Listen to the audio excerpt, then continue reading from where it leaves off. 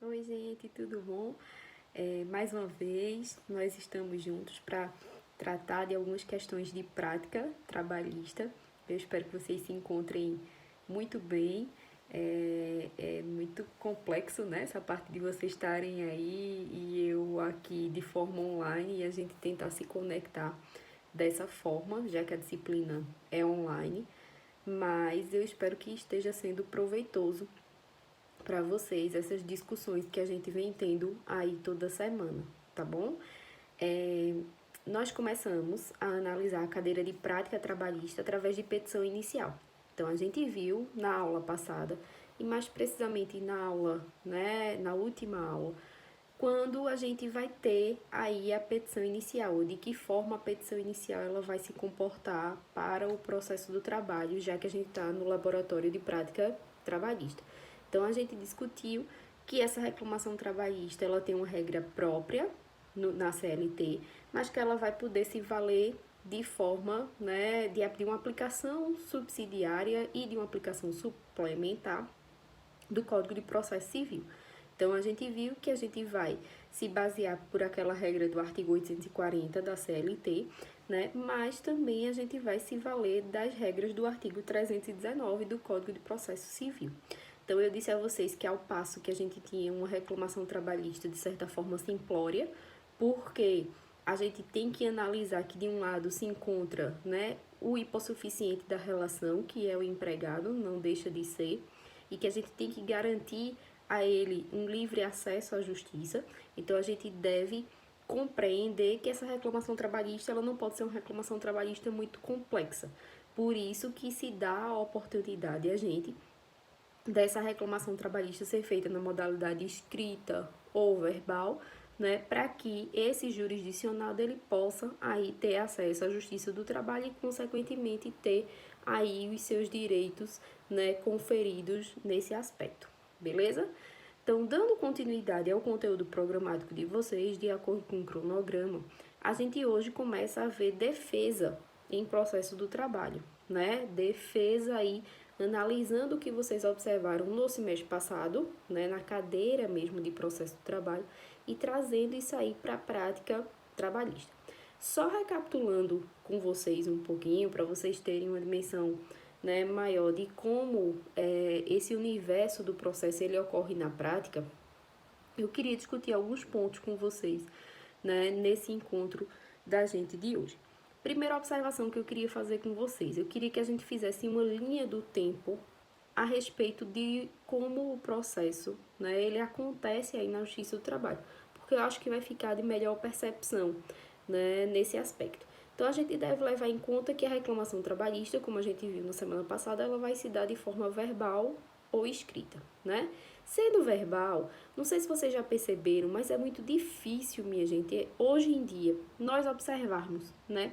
Uma pessoa indo até a Justiça do Trabalho sem a presença de um advogado, chegar lá na Justiça do Trabalho e ter, por exemplo, um servidor da vara disponível para essa pessoa para escutar essa reclamação trabalhista e reduzir essa reclamação trabalhista a termo. Não sei se vocês estão me compreendendo, mas quem já transita por aí, por conta de estágio, etc., né, ou do próprio emprego, nas varas do trabalho, vocês devem observar que em cada vara do trabalho, por exemplo, aqui em Caruaru, a gente tem uma sala específica da OAB, em que vários advogados eles transitam, né, lá pela Justiça do Trabalho, nas 3 varas do trabalho que a gente tem aqui em Caruaru.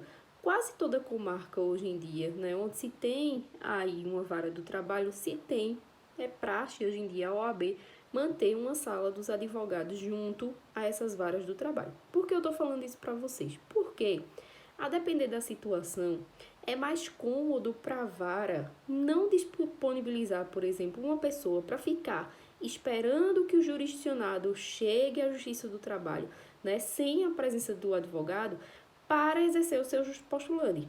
Trocando isso aí em miúdos, é muito difícil hoje em dia a gente perceber uma vara do trabalho que disponibilize material humano, que disponibilize gente, né, para que esse servidor ele fique esperando aí uma pessoa, um empregado que foi demitido, que chegue lá na Justiça do Trabalho dizendo que quer prestar a sua reclamação trabalhista aí de forma verbal.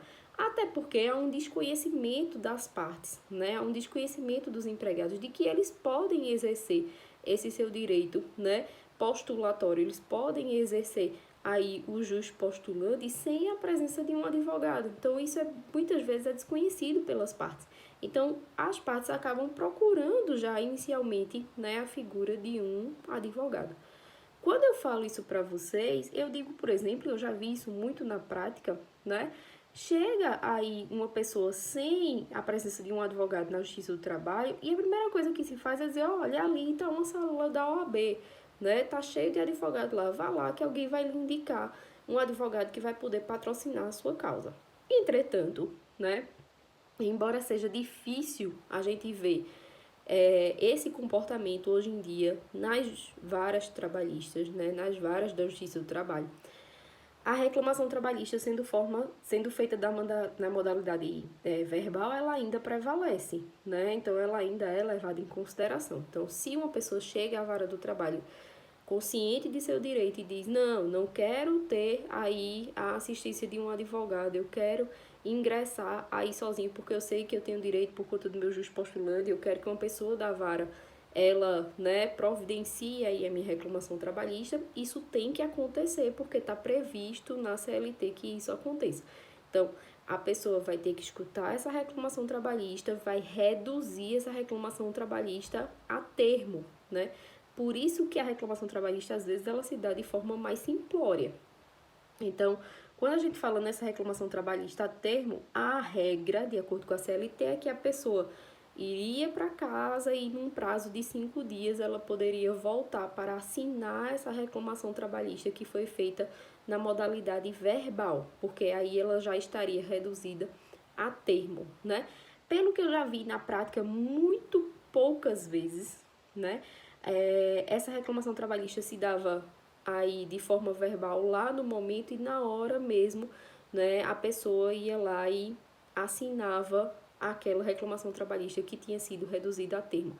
É fácil de vocês compreenderem, por exemplo, e aí eu sei que vocês transitam de forma, né, mais tranquila, quando vocês vão no juizado especial cível, por exemplo, ali na frente da faculdade, muitos de vocês já devem ter tido acesso, lá tem o setor de queixa, não sei se vocês já viram, né? E aí tem funcionários da vara, às vezes até estagiários, que ficam lá escutando, por exemplo, um consumidor que chega dizendo que sua conta de energia foi cortada de forma indevida. Então, o servidor escuta aquela reclamação ali, reduz essa reclamação a termo, e aí a parte assina e vai ter ciência da data da audiência, ela junta documento e por aí vai. Então, isso deveria funcionar na Justiça do Trabalho também, né? Já que a gente está falando de juizado especial cível, os princípios eles até são similares, né? Da Justiça do Trabalho. Simplicidade, oralidade, celeridade. Entretanto, isso acontece na Justiça, né, especializada, aí quando a gente fala de juizado especial cível, mas quando a gente pensa na Justiça do Trabalho, essa forma de reclamação trabalhista em si, eu não observo com muita frequência, tá certo? Então, já que a cadeira é prática, fica essa dica aí para vocês.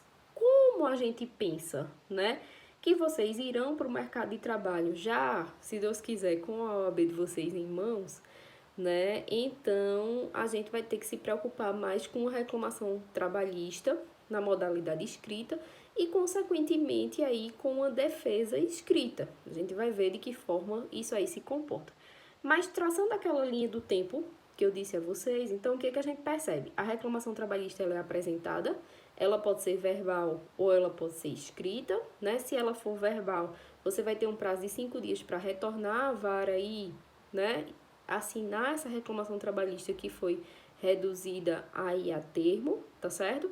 Se for escrita, hoje em dia a gente tem a figura do PJE, então com a figura do PJE, você já faz, né, o envio direto da sua reclamação trabalhista, que a gente estudou na aula passada de que forma a gente deveria se portar nessa reclamação trabalhista, né, endereçamento, qualificação, exposição dos fatos, pedido com suas especificações, a questão da liquidez que a gente estudou na aula passada, né, então traz essa petição inicial já no PJE e automaticamente há a distribuição aí do seu processo. Então, o processo ele automaticamente é gerado pelo PJE e vai se haver uma distribuição automática aí para uma das varas disponíveis. Então, as varas, por exemplo, aqui em Caruaru nós temos 3 varas do trabalho e aí vai por sorteio automático. Não existe, por exemplo, uma competência para cada vara do trabalho aqui em Caruaru, não, certo? Vai por sorteio, todas elas demandam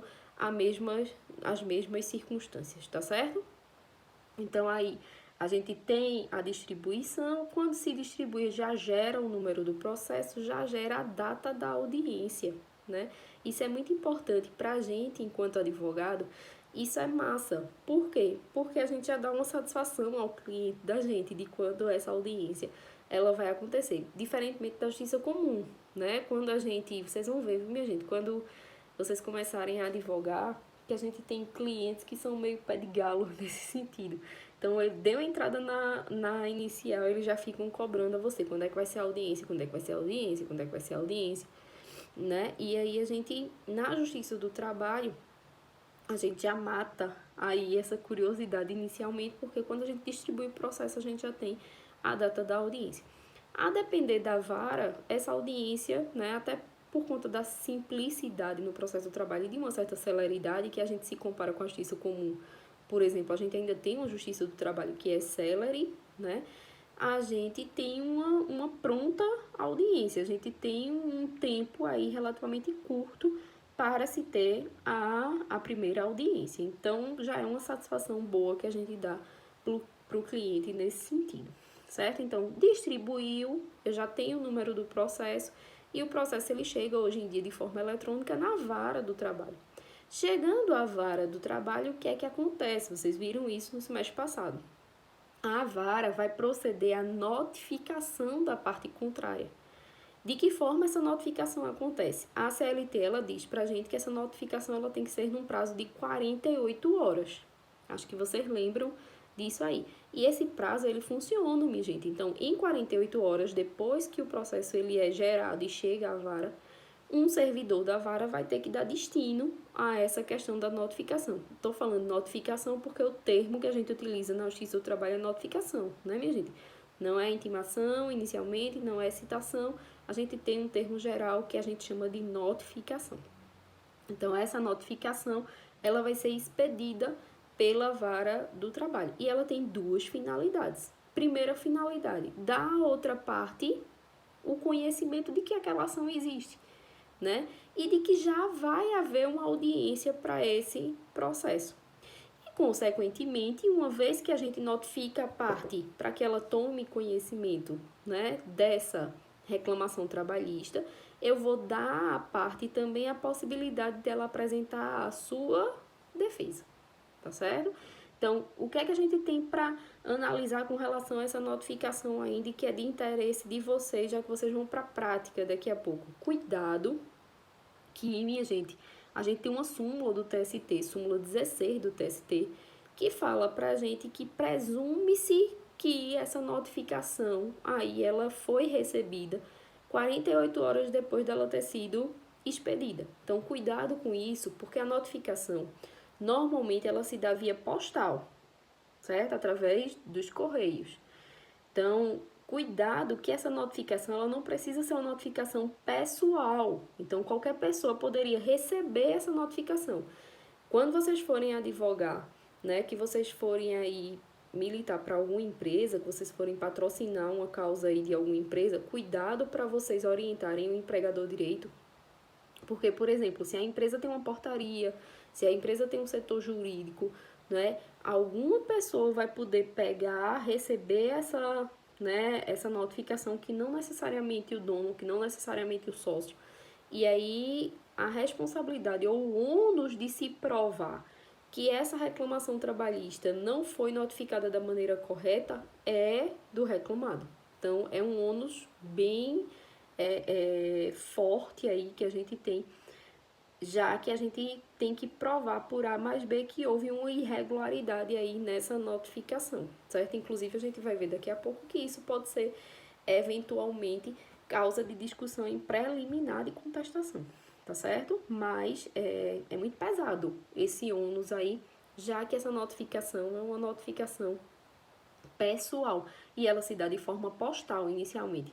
Ah, Marília, eu posso ter uma notificação por um oficial de justiça? Posso, se você pede no processo para que haja uma notificação, né, por oficial de justiça, já que a pessoa, né, se encontra num local, por exemplo, que é de difícil acesso, né, que não se chega ao correio, por exemplo. Então, você pode pedir já inicialmente na sua petição, desculpe, minha gente, inicial, para que seja feito, né, essa notificação por oficial de justiça. Eventualmente, a notificação ela vai poder ser feita através de edital, por exemplo, quando a parte se encontra em um local, né, incerto e desconhecido, tá certo? Então, a gente segue a regra do Código do Processo Civil nesse sentido, tá bom? Então, a notificação, como eu estava dizendo para vocês, tem, né, dois aspectos. Primeiro, da outra parte, o conhecimento de que existe uma reclamação trabalhista aí tramitando em juízo contra, né, um determinado empregador, contra uma determinada empresa. E aí, consequentemente, ele já sabe a data da audiência e vai dar à parte, né, a oportunidade, se a parte contrária quiser, de apresentar, desculpem, a contestação, apresentar a sua defesa. Eu vou falar defesa de uma forma geral, porque a gente vai ver que tem algumas espécies de defesa. A gente vai começar a ver contestação hoje, tá certo? Então, quando a gente pensa, né, nessa notificação, essa notificação tem essas duas, né, funções aí. Recebida a notificação, cuidado que a CLT ela traz pra gente um prazozinho que vocês não devem confundir. Por quê?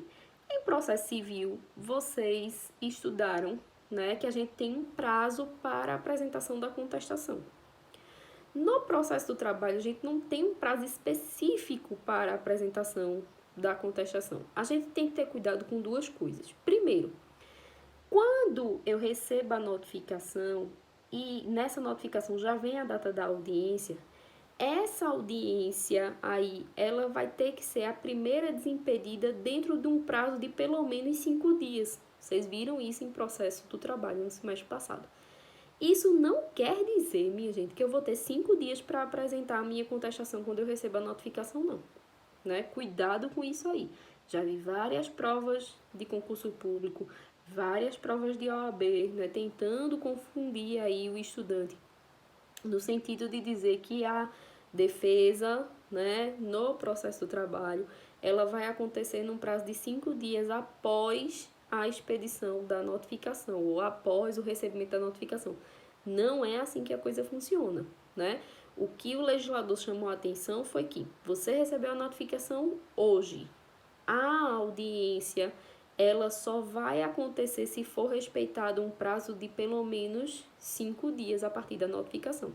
Isso quer dizer o seguinte, recebi uma notificação na sexta-feira, certo? O prazo no processo do trabalho, vocês viram isso, contado hoje em dia em dias úteis, né? Então, recebi na sexta-feira. Como eu começo a contar esse prazo na segunda somente, se de repente eu tenho uma audiência já marcada para terça-feira, essa audiência não precisa acontecer. Essa audiência aí não vai acontecer. Porque você, se você for o advogado que patrocina o reclamado, vai vir a juiz e vai dizer que esse prazo de 5 dias não foi respeitado. Consequentemente, essa audiência aí ela vai ter que ser remarcada.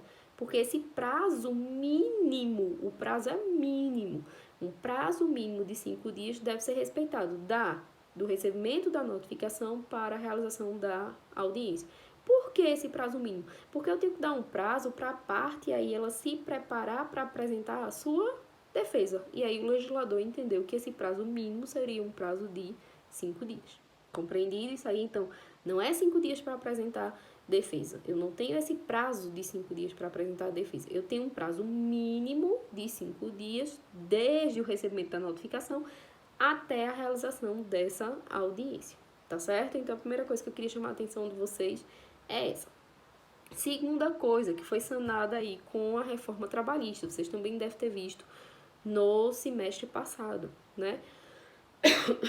Como é que se dá a defesa, no processo do trabalho. E aí vamos entender nesse primeiro momento contestação. Como é que a contestação ela vai acontecer?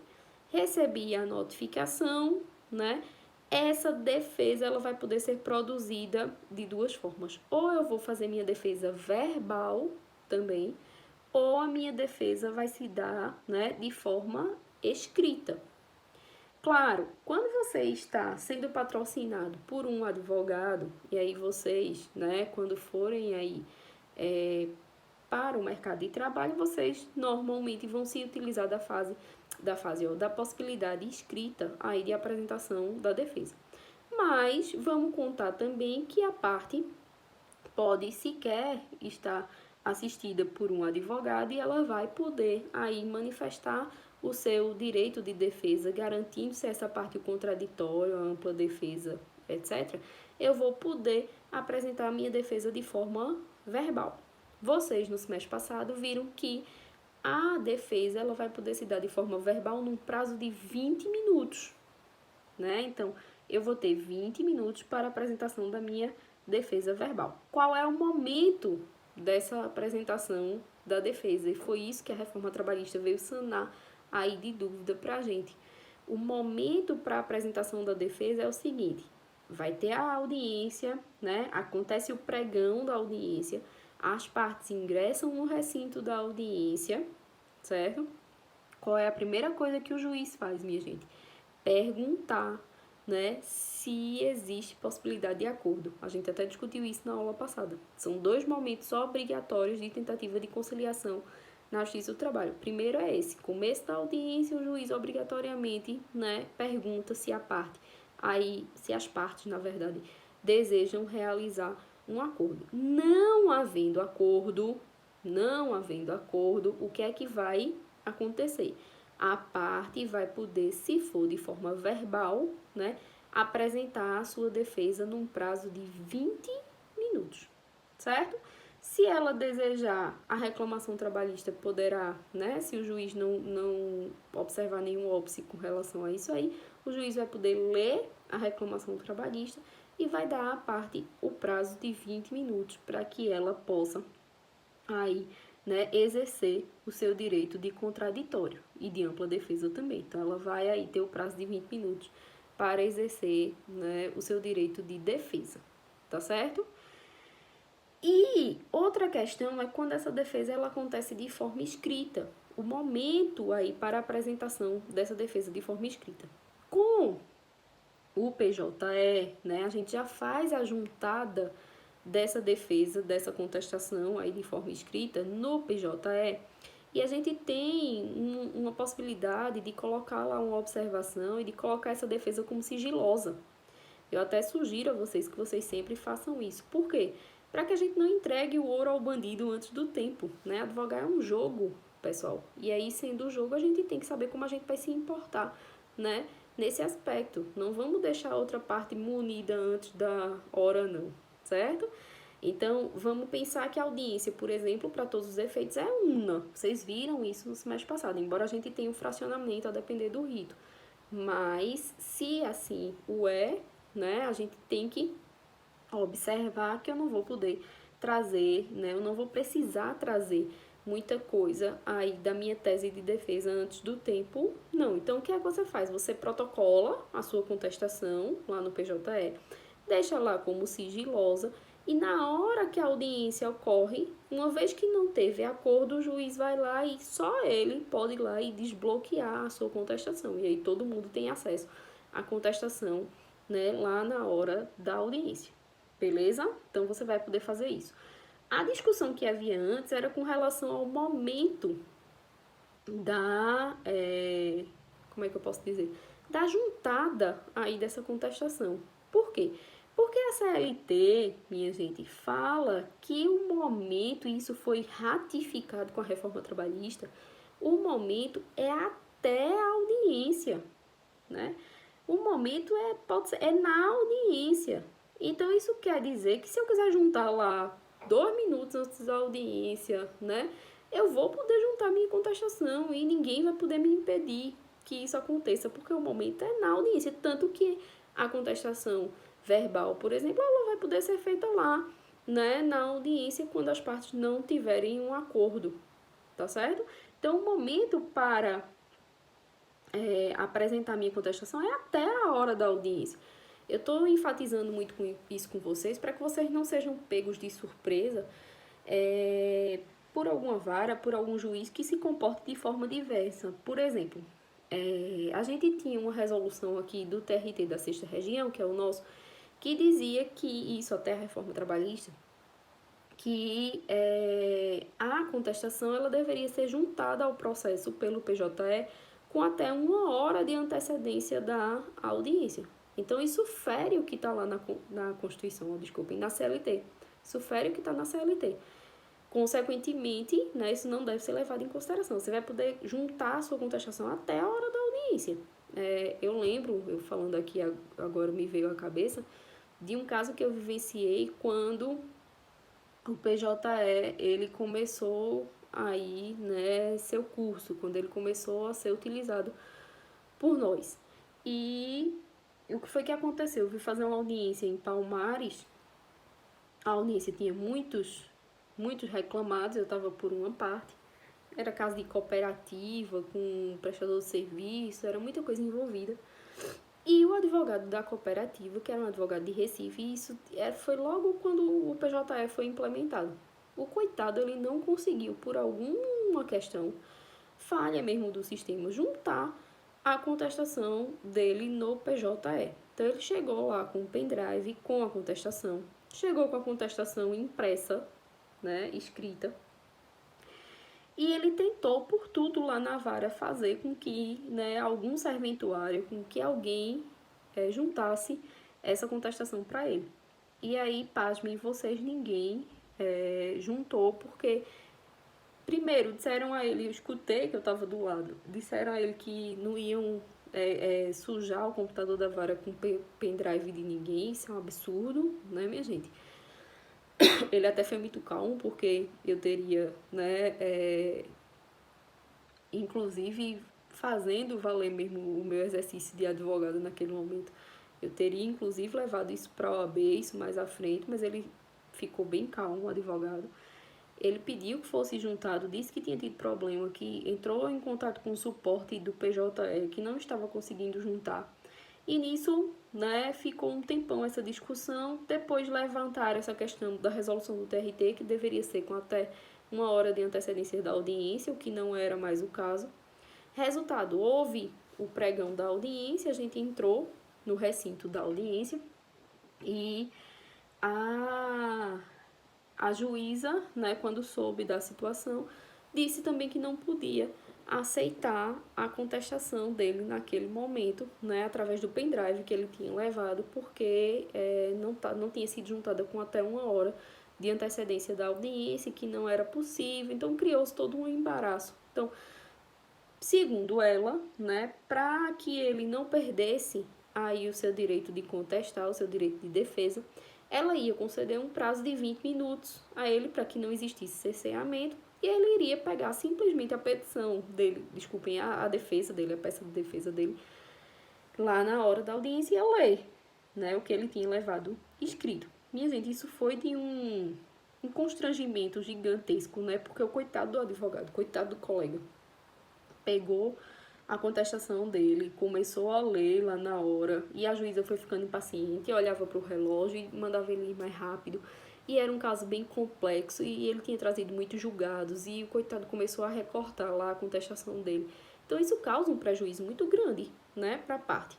Inclusive depois foi feito um acordo, todo mundo saiu ganhando, mas creio eu, né, principalmente se eu fosse a advogada do processo, que se aquilo ali tivesse me causado um prejuízo, né, era motivo da gente buscar uma reparação aí junto ao tribunal, porque a juíza também agiu, né, de forma errônea nesse momento. É um entendimento bem particular meu, mas a gente tem que ter cuidado porque a própria CLT diz que a juntada dessa contestação deve ser até a hora da audiência, tá certo? Então, voltando aí, a apresentação da defesa ela vai poder ser feita de modalidade, né, verbal, aí no prazo de 20 minutos, ou escrita. E aí, sendo escrita, a gente tem que se valer, né, de algumas questões. Se escrita, a gente vai para o artigo 847, que fala exatamente disso, que ela pode ser verbal ou escrita.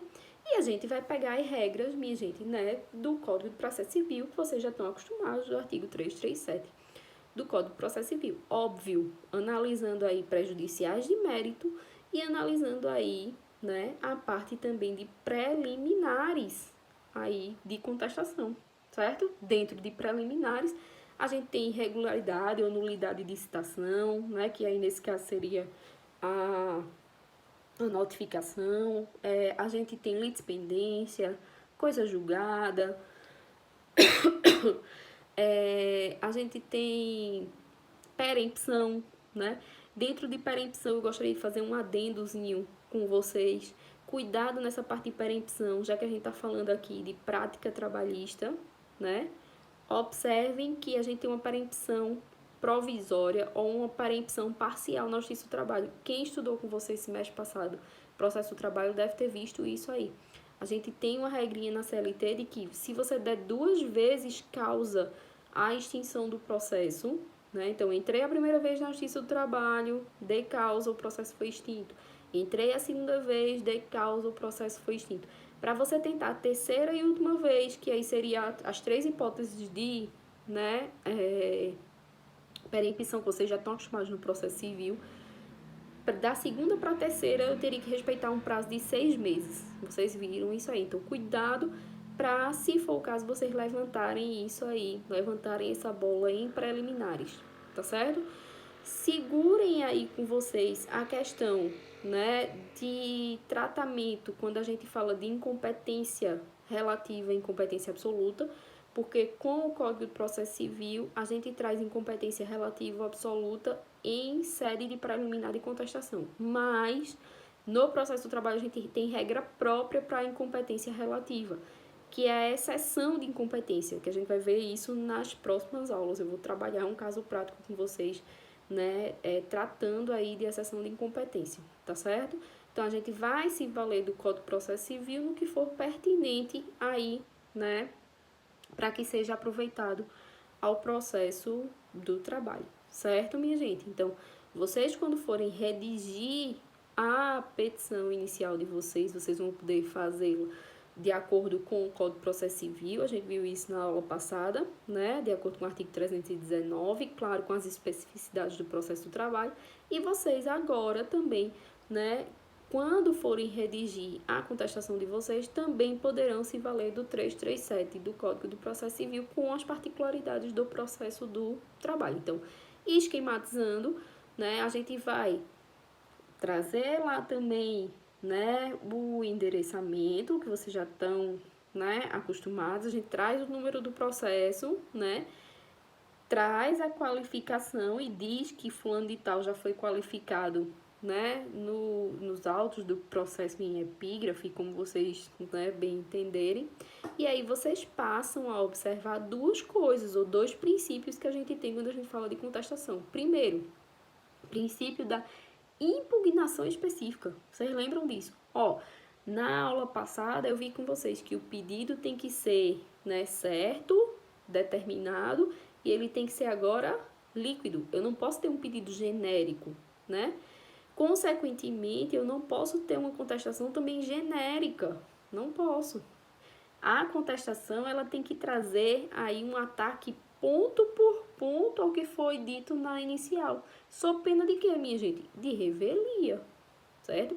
De confissão ficta com relação ao que está sendo pedido lá na petição inicial. Então, ataquem ponto por ponto da inicial, né? Princípio da impugnação específica. Impugne tudo que você tiver para impugnar aí dessa inicial. Não deixe passar nada, porque se deixar, né, vai ser tido aquilo ali como verdadeiro, certo? Depois, princípio da eventualidade. Não sei se vocês lembram disso aí, né? Desde que vocês estudarem processo civil, quando vocês estudaram contestação, vocês viram esse princípio da eventualidade. O que é esse princípio da eventualidade, minha gente? Toda matéria de defesa vai ter vai ter que ser trazida na contestação. É aquele famoso jargão. Caso Vossa Excelência não entenda por isso, né, que seja respeitado isso e aquilo outro, Então, vamos pensar. Desculpem. Deixa eu me ver. Você foi demitido por justa causa, certo? Ou na alegação do empregador, você foi demitido por justa causa. E, consequentemente, ele só lhe pagou férias vencidas e 13º vencido, nada mais. Tá certo? Você entra na Justiça do Trabalho pedindo que haja um reconhecimento aí de vínculo empregatício e, consequentemente, de que a demissão por justa causa seja convertida em uma demissão sem justa causa, tá certo? Você, empregador, quando vai contestar, você vai, né, ter como tese de defesa que houve uma demissão por justa causa e você vai tentar provar a falta grave do empregado naquele momento. Mas, de repente, você não consegue provar essa falta grave. Então, você coloca lá, por exemplo, que as verbas que foram pagas aí ao empregado no momento da demissão, né, as verbas que já foram adiantadas a ele, por exemplo, vão ter que ser compensadas, sob pena de bis in idem. Então, isso é uma forma da gente tratar o princípio da eventualidade. Caso Vossa Excelência não entenda, né, por uma demissão aí por justa causa, que sejam, né, descontados os valores que já foram adiantados no momento da rescisão contratual. Então, a gente tem que analisar isso aí. Você vai levantar uma prejudicial, você vai falar de prescrição, por exemplo. Então, né, fala da prescrição lá. Caso Vossa Excelência não entenda pela prescrição, tá certo? Você vai negar que houve vínculo empregatício. Você vai dizer que aquilo ali foi uma mera prestação de serviço. Então, você vai dizer, olha, Excelência, minha tese é de prestação de serviço, mas, né, se Vossa Excelência não entender que foi prestação de serviço, que foi vínculo empregatício, que sejam, né, deduzidos aí tais e tais valores que já foram pagos aos empregados. Entenderam, minha gente? Certo? Então, cuidado com esses dois princípios, eventualidade e impugnação específica aí dos princípios, ou dos pedidos, quando a gente fala de contestação no processo do trabalho. Ok, certo? Então, eu espero que tenha dado aí para vocês observarem como é que mais ou menos as coisas funcionam no processo do trabalho. Vocês vão ter que levar em consideração, né, quando vocês forem aí fazer a peça de vocês, as preliminares que estão trazidas lá no Código de Processo Civil, já que a gente vai trazer isso para o processo do trabalho, tá certo? E aí, o que é que vai acontecer? Eu vou disponibilizar o caso para vocês, que a gente vai trabalhar na próxima aula. Vou pedir para que vocês discutam o caso, tá certo? Mas eu não vou querer que vocês me entreguem esse caso agora, não. Eu vou trazer o caso prático para vocês, eu quero que vocês discutam entre vocês. E aí, na próxima aula, eu resolvo esse caso com vocês, tá certo? E aí eu trago um espelho aí desse caso prático para que a gente discuta como é que vai se dar a contestação no processo do trabalho, a contestação em laboratório de prática jurídica, nesse sentido. Ok, minha gente, já recebi as peças de vocês, já corrigi, né, as peças, vou dar uma devolutiva por e-mail mesmo, tá certo? Mas todo mundo que me mandou, tá tudo ok, eu recebi, né, acho que as peças de todo mundo, tá certo? E a gente vai fazendo o controle nesse sentido. Então, para a próxima aula, eu vou deixar o caso prático no Moodle. Vocês peguem, analisem o caso, anotem, né? Se tiverem alguma dúvida, podem entrar em contato comigo. E aí, na próxima aula, eu resolvo com vocês, né, esse caso prático aí, trazendo um espelho para que a gente possa discutir essa parte de contestação. Combinado assim, desse jeito? Eu vou trazer um videozinho para vocês também complementar a aula de hoje, lá no Moodle, assistam, tá certo? Curtam, interajam lá pra gente, né, discutir mais um pouco dessa disciplina. E eu espero, minha gente, mais uma vez que tenha sido proveitoso para vocês esse encontro nosso online, que vocês tenham uma excelente semana aí e que qualquer coisa entre em contato comigo, que eu estou à disposição de vocês, tá certo? Um beijo. Bom início de semana aí para todo mundo. Vamos embora trabalhar e qualquer coisa estou às ordens. Tá joia? Beijo.